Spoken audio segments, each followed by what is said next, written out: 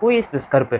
யார் இந்த கருப்புசாமி? அப்படின்றத இன்னைக்கு வீடியோக்குள்ள பார்க்க போறோம். வாங்க வீடியோக்குள்ள அந்த காலத்துல கிராமப்புறங்கள்ல வெளி ஏரியால இந்த மாரி கருப்புசாமிக்குன்னு தனியா ஒரு கோயில் கட்டி வச்சிருப்பாங்க. அது எதுக்கு கட்டி வச்சிருக்காங்கன்னா, அந்த ஊருக்குள்ள நைட்டு நேரத்துல ஏதாவது திருடன், இல்ல காத்து கருப்பு, பேய், பிசாசு, பில்லி, சூனியம் இந்த மாரி விஷயங்கள வந்து தடுக்கிறதுக்காக இந்த மாரி கருப்புசாமின்ட்டு ஒண்ண உருவாக்கி வச்சிருக்காங்க. வில்லேஜ் சைட்ல. அவங்களுடைய அப்பியரன்ஸ் அவங்க எப்படி இருப்பாங்கன்னா, கருப்பு கலர்ல உடம்புல வந்து பட்டை அடிச்சுட்டு குதிரை மேல தான் வருவாங்க.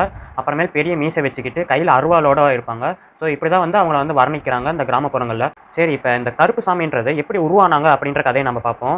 இத நம்ம தெரிஞ்சுக்கணும்னா நம்ம ரொம்ப வருஷத்துக்கு முன்னாடி, அதாவது ராமாயணம் நடந்ததுல்ல அந்த காலகட்டத்துக்கு போணும். அப்ப ராமருக்கும் சீதைக்கும் ஒரே ஒரு பையன். அவன் பேர் லவா. அது வந்து எல்லாத்துக்கும் தெரிஞ்சிருக்கும். இப்ப வால்மீகின்ற ஒரு கேரக்டர் வராரு. வால்மீகி யாருன்னா, லார்ட் விஷ்ணு. அவங்களோட இன்னொரு அவதாரம் தான் வந்து வால்மீகி. அடுத்தது ராமரும் அதே கேட்டகரியில தான் வருவாரு. ஏன்னா, அவரும் வந்து விஷ்ணுவோடைய இன்னொரு அவதாரம் அப்படின்னு சொல்றாங்க. ஒரு நாள் சீதா வந்து ஒரு வேலை விஷயமா நதி ஓரமா போறாங்க. அப்ப வந்து அவரோட பையன் லவா வந்து யார்கிட்ட வருதுன்னு தெரியாதப்ப, அப்ப வால்மீகி, அதாவது இந்த வால்மீகி ஆசிரமம்ட்டு ஒண்ணு இருக்கும். அங்க தான் வந்து சீதா வந்து லவாவ வந்து பெத்து எடுத்திருப்பாங்க. சரி, அதான் நமக்கு தெரிஞ்ச செயிண்ட் ஆச்சே. அதனால்ட்டு வந்து அவருடைய பொறுப்புல ஒப்படைச்சுட்டு போவோம் அப்படின்னு சொல்லிட்டு வால்மீகி கிட்ட வந்து சீதா லவாவ வந்து ஒப்படைச்சுட்டு அவங்க வேலைய பார்க்க போறாங்க. ஆனா இந்த டைம்ல என்ன ஆகுதுன்னா, வால்மீகி வந்து ஒரு தியானம் பண்ணிட்டு இருக்காங்க. அந்த தியானம் பண்ணிட்டு இருக்கப்ப லவா வந்து எங்கேயோ ஓடி போயிறான். அதாவது ஒரு காட்டுக்குள்ள தொலைஞ்சு போயிறாரு. இத வந்து தியானம் முடிச்சுட்டு வந்து பார்க்குறப்ப வால்மீகி வந்து பார்த்துட்டு, ஐயய்யோ! இந்த மாரி ராமரோட பையன நம்ம தொலைச்சுட்டோமே! அவ்ளோ பெரிய அடர்ந்த காட்டுக்குள்ள லவா, ராமரோடைய பையன் தொலைஞ்சு போயிட்டாருன்னா சும்மாவா? முனிவருக்கு ரொம்ப பயமாயிருது. அதுக்கப்புறமேட்டு என்ன பண்றாங்கன்னா, சரி ஓகே, ராமரோடைய பையன் மாரியே ஒரு பையன உருவாக்குவோம். அதாவது லவா மாரியே ஒரு ஜெராக்ஸ் எடுக்கலாம் அப்படின்ட்டு எடுத்தது தான் குஷா. இந்த குஷாக்குள்ளேயும் லவா கிட்ட என்னென்ன சக்தி இருக்கோ, அதே சக்தி குஷா கிட்டயும் இருக்கும். ஏன்னு சொல்லுங்களேன். இப்ப வால்மீகி வந்து விஷ்ணுவுடைய இன்னொரு அவதாரம். ஓகேங்களா? இப்ப ராமரும் அதே கேட்டகரியில தான் வராரு. ஸோ அப்ப வால்மீகியோடைய தயாரிச்ச குஷாவும், ராமரோட தயாரிச்ச லவா, இவங்க 2 பேத்துக்கும் ஒரே பவர்ஸ் தான் இருக்கும். கொஞ்ச நேரம் கழிச்சு லவா, ராமருடைய பையன் காட்டுக்குள்ள இருந்து, அடர்ந்த காட்டுக்குள்ள இருந்து திரும்பி வந்துர்றாரு. நம்ம வால்மீகி முனிவருக்கு ஒரே ஷாக்கு. என்னடா தொலைஞ்சு போன பையன் திடீர்னு வந்துட்டானே! இப்ப இன்னொரு குஷான்ட்டு ஒருத்தன் வேற நம்ம உருவாக்கி வச்சிருக்கோமே நம்மளோட பவர்ஸ வச்சு. என்ன பண்றதுன்னு யோசிச்சுட்டு இருக்காரு. அந்த டைமு ராமரும் வராரு. அவ்வளோதான் வால்மீகிக்கு அப்ப மூச்சே இல்ல சொல்லப்போனா.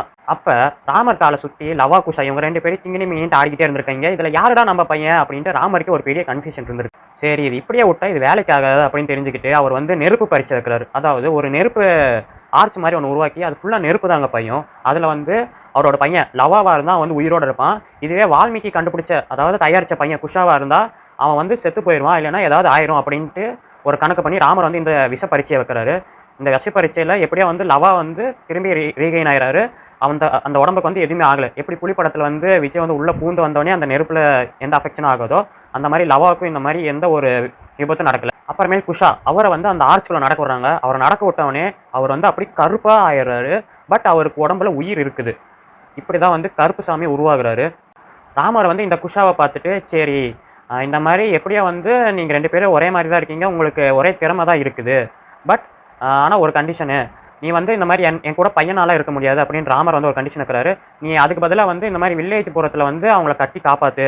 இந்த மாரி ஒரு கெட்ட விஷயம், இந்த திருட்டு, அப்புறமேல் பொய் பேசுறது, பொறாமை, இந்த மாரி வந்து எதுவுமே அந்த நாட்டுக்குள்ள இல்ல அந்த கிராமத்துக்குள்ள நடக்கக்கூடாது. நீ போற கிராமத்துக்குள்ள.